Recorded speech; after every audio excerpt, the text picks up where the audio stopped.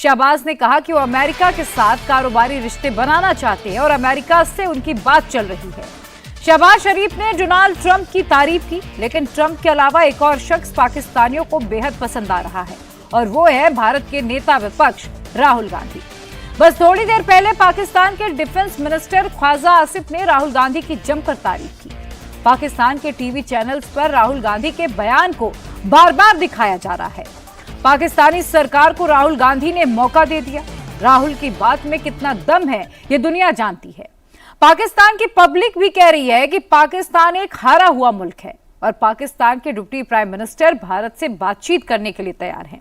राहुल गांधी को अगर अभी भी किसी तरीके का शक है तो ये रिपोर्ट देख लीजिए।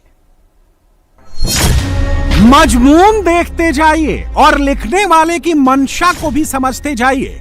जब से ऑपरेशन सिंदूर हुआ है तब से लोकसभा के leader of opposition Rahul Gandhi की ये तमाम पोस्ट हैं। 6 और 7 मई से लेकर राहुल गांधी ने तकरीबन 12 पोस्ट डाले हैं और 4 से 5 पब्लिक मीटिंग की हैं। किसी में एक भी सवाल पाकिस्तान से नहीं किया। एक भी सवाल राहुल गांधी ने शहबाज और मुनीर से नहीं पूछा कि बताओ पहलगाम में क्यों 26 हिंदुओं को मरवाया।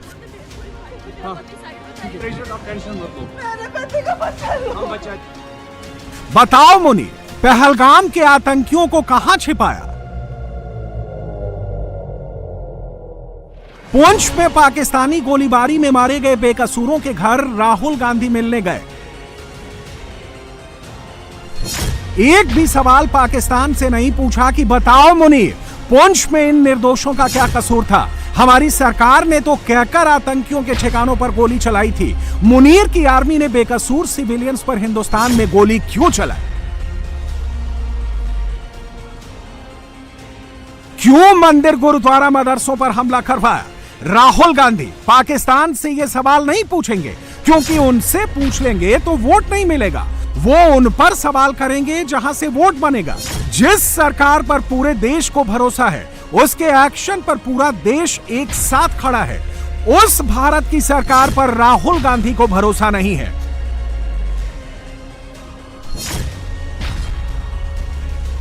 सवाल वो अपने प्रधानमंत्री से कर रहे हैं, सवाल वो मोदी सरकार से कर रहे हैं।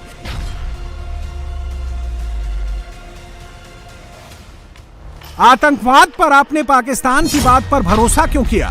ट्रंप के सामने झुककर आपने भारत के हितों की कुर्बानी क्यों दी। आपका खून सिर्फ कैमरों के सामने ही क्यों गर्म होता है। राहुल गांधी सवाल विदेश मंत्री से कर रहे हैं। पाकिस्तान को भारत के लेवल में क्यों जोड़ा गया। पाकिस्तान की निंदा किसी और देश ने क्यों नहीं की। विदेश मंत्री की जुबान लड़खड़ा क्यों रही है। राहुल गांधी ये सवाल विदेश मंत्री से नहीं कर रहे हैं, ये सवाल आर्मी पर कर रहे हैं, एयरफोर्स पर कर रहे हैं, जिन्होंने ऑपरेशन सिंदूर में पाकिस्तान में तबाही मचा दी, घुटने टेकने पर मजबूर कर दिया। वो सवाल कर रहे हैं कि बताओ हमने कितने फाइटर जेट खो दिए। राहुल गांधी, आप लोकसभा में विपक्ष के नेता हैं, आपका पद भी बहुत ऊंचा है, लेकिन आपको देश नहीं दिखा, सियासत दिखी, वोट दिखा, सरकार की नीयत में खोट दिखा। चलिए फिर से आपको दिखा देते हैं कि किसने सरेंडर किया और किसने सबूत दिया। यह पहला सबूत है।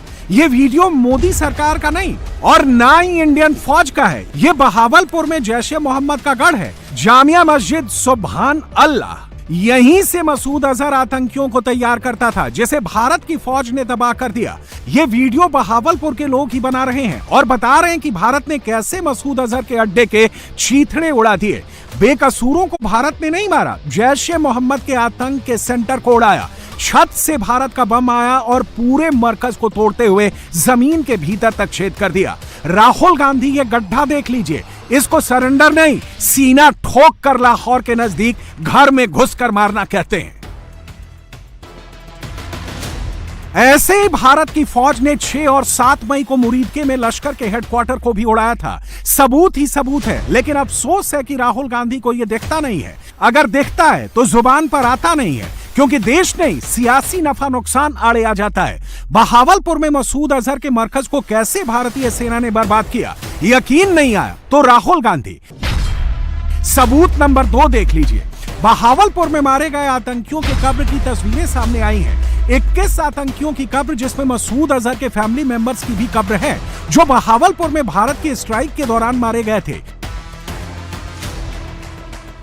जब ये सब मारे गए थे तो पूरी पाकिस्तान की फौज इनकी लाशों को प्रोटोकॉल दे रही थी। पूरी दुनिया ने पाकिस्तान की सरकार और मुनीर के रिश्तों को सरेआम देखा, लेकिन राहुल गांधी की जुबान से पाकिस्तान के लिए, मुनीर के लिए, शहबाज के लिए खुलकर एक शब्द नहीं निकला। सरेंडर क्या होता है, सबूत क्या होते हैं राहुल गांधी, मुनीर और शहबाज से पूछिए।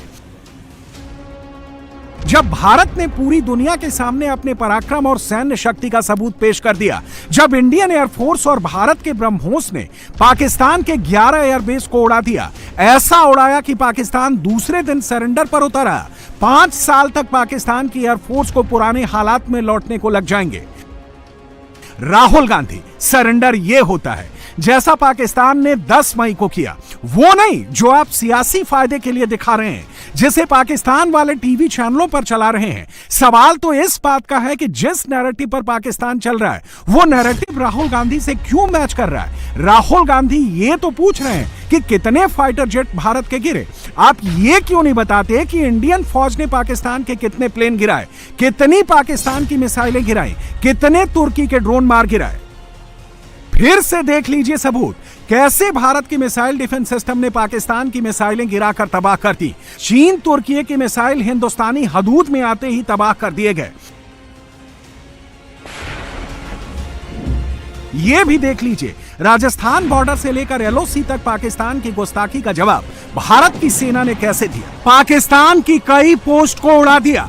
पाकिस्तानी सफेद झंडा दिखाकर रहम की भीख मांगने लगे। ये होता है सरेंडर।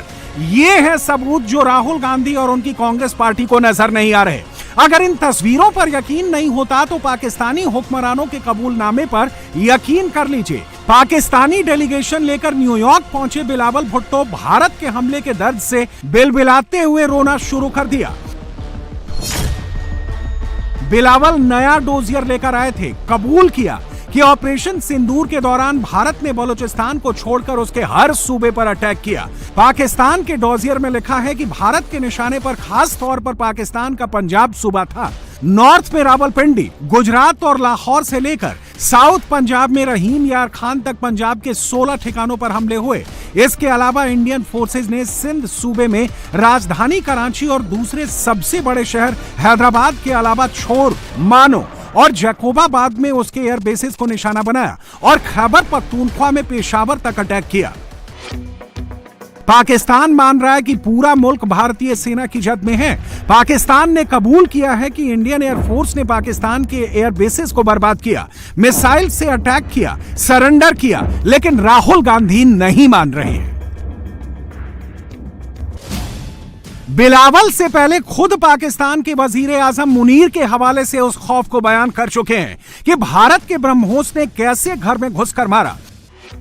इन सबसे पहले ऑस्ट्रेलियाई डिफेंस एक्सपर्ट और military historian Tom Cooper Indian air force की स्ट्रैटेजी, क्षमता और रिजल्ट को एक क्लियर विक्ट्री करार दे चुके हैं।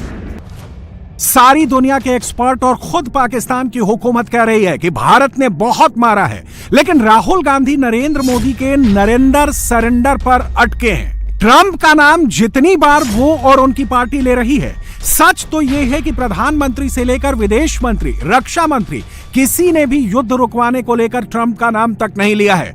ट्रंप के सामने सरेंडर की बात राहुल कर रहे हैं। वो भूल जा रहे हैं कि जो ट्रंप भारत पाकिस्तान युद्ध को रुकवाने में 10 बार क्रेडिट लेने की कोशिश कर चुके हैं। भारत हर बार कह चुका है कि युद्ध रुकवाने में ट्रंप का कोई रोल नहीं।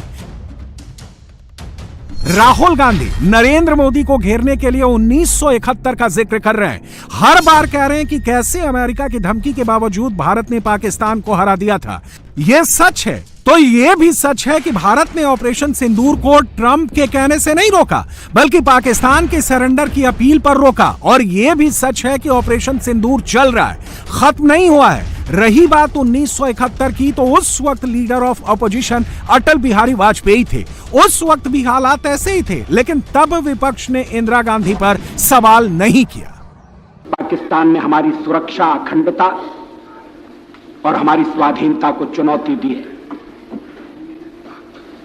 ये एक चुनौती भी है और एक महान अवसर भी है। हम अग्नि परीक्षा में से गुजर रहे हैं। कोई कारण नहीं है हम इस अग्नि परीक्षा में से कुंदन बनकर न चमके। कोई कारण नहीं है हम अपनी सीमा की रक्षा करें और पाकिस्तान के शासकों को ऐसा पाठ पढ़ाएं जिससे वो जिंदगी भर न भूल सके। आज मैं पार्टी की ओर से बोलने के लिए तैयार नहीं हूं। अब तो सारा देश एक पार्टी है। राजनीति के मतभेद भुलाकर, छोटी छोटी चीजों को ताक पर रखकर सारे देश को कंधे से कंधा लगाकर और कदम से कदम मिलाकर विजय के लिए आगे बढ़ना होगा। यह संघर्ष जितने बलिदान की मांग करेगा वो बलिदान दिए जाएंगे। जितने अनुशासन का तकाजा होगा यह देश उतने अनुशासन का परिचय देगा। कोई कारण नहीं है कि हम इस संकट की घड़ी में उस राष्ट्रीय संकल्प का परिचय दें जो राष्ट्रीय संकल्प ऐसे अवसरों पर आवश्यक हुआ करता है। अध्यक्ष जी, आप मुझे क्षमा करें, कोई ये न कहे कि मैं भावनाओं को उभारना चाहता हूं। युद्ध है, अगर सीमा पर आक्रमण है तो देश की जनता को युद्ध के प्रयत्नों में जोड़ना होगा। हम उन्माद पैदा न करें, मगर लोगों की देशभक्ति को जगाकर हर एक में यह भाव भरना होगा कि जो काम आप कर रहे हैं उसको ठीक तरह से करिए, मोर्चे पर खड़े रहिए। जवान सीमा के मोर्चे की चिंता करेंगे और हम घरेलू मोर्चे को संभालेंगे। किसी तरह का उपद्रव नहीं होने देंगे, किसी तरह की सांप्रदायिक अशांति पैदा नहीं होने देंगे। सभापति जी, माताएं जिस दिन के लिए बच्चों को जन्म देती हैं, आज वो दिन आया है। बहनें जिस दिन के लिए भाइयों के हाथ में राखी बांधती हैं, आज वो दिन आया है। और अगर पाकिस्तान समझता है धोखे से हमला करके वो हमें गफलत में पकड़ सकता है, तो ये पाकिस्तान की भूल है। दुनिया ने देख लिया हमलावर कौन है और अब हमलावर को हमारे जवान मुंह तोड़ उत्तर दे रहे हैं। हम आशा करते हैं कि इतिहास को बदलने की इस घड़ी का दायित्व जिनके हाथों में और प्रधानमंत्री इस संकट की घड़ी में देश को नेतृत्व देने के लिए सामने आ रही हैं। हम चाहते हैं ये देश विजयी हो और प्रधानमंत्री के नेतृत्व में हम एक नए इतिहास का निर्माण करने में। देश का अपोजिशन लीडर कैसा होना चाहिए? ऐसा होना चाहिए, ना कि जैसा राहुल गांधी सवाल कर रहे हैं, वो भी तब जब सरकार की तरफ से क्लियरिटी आ चुकी है। लेकिन जिस मुद्दे को राहुल गांधी और कांग्रेस ने मोदी पर अटैक का अस्त्र बनाया था, अब बीजेपी उसी अस्त्र से कांग्रेस पर वार कर रही है। उन्होंने जिस तरीके से ऑपरेशन सिंदूर की सफलता का विवरण दिया है, उसको सरेंडर से तुलना करना यह दर्शाता है कि यह मानसिकता कितनी रोगी और कितनी खतरनाक हो चुकी है। पहली बार राहुल गांधी जी ने ऐसा बयान दिया है जो पाकिस्तान के सेना प्रमुख ने भी नहीं बोला, पाकिस्तान के किसी आतंकी संगठन ने भी नहीं बोला, मौलाना मसूद अजहर ने भी नहीं बोला और हाफिज सईद ने भी नहीं बोला। इसमें से किसी ने यह शब्द नहीं बोला है कि भारत ने सरेंडर किया है, बल्कि उन लोगों ने अपनी अपनी तकलीफों का इजहार गाहे बगाहे किया है। शहबाज शरीफ और आसिफ मुनीर के इकबालिया बयान के बाद भी अगर आपको समझ में नहीं आ रहा है तो आपको क्या कहा जाए? राहुल शरीफ कहा जाए या राहुल मुनीर कहा जाए, क्योंकि आप तो मुनीर और शरीफ से भी ज्यादा बड़े पाकिस्तान के पक्ष में तकरीर देने वाले नजर आ रहे हैं। यानी अभी तक तो आप पाकिस्तान के लोगों को, पाकिस्तानी सेना और पाकिस्तान के आतंकी संगठनों को कवर फायर देते थे, अब उनके सिरमौर भरने की कोशिश कर रहे हैं। राहुल गांधी जी का यह कहना सेना का सरासर अपमान है। मैं कांग्रेस पार्टी से पूछना चाहता हूं, ऑपरेशन सिंदूर की सफलता की घोषणा सेना ने की है, आपने सरेंडर शब्द यूज करके सेना का अपमान किया है या नहीं? राहुल गांधी जी, आपकी पार्टी और आपके खानदान के कारनामे आजाद हिंदुस्तान के कैलेंडरों में सरेंडर से भरे पड़े हैं। आदतन, फितरतन, शरारतन, व्याकुलता के कारण या कुटिलता के कारण आप प्रधानमंत्री के खिलाफ बोलिए, भारत सरकार के खिलाफ बोलिए, भारतीय जनता पार्टी के खिलाफ बोलिए, हमें बर्दाश्त है, पर भारत के स्वाभिमान और भारत की सेना के लेकर आप झूठ बोलेंगे तो यह कतई बर्दाश्त नहीं है। तो इसे सिर्फ एक पंक्ति कहूंगा कि वो पैरवी तो झूठ की करता चला गया, वो पैरवी तो झूठ की करता चला गया, बस उसका चेहरा उतरता चला गया।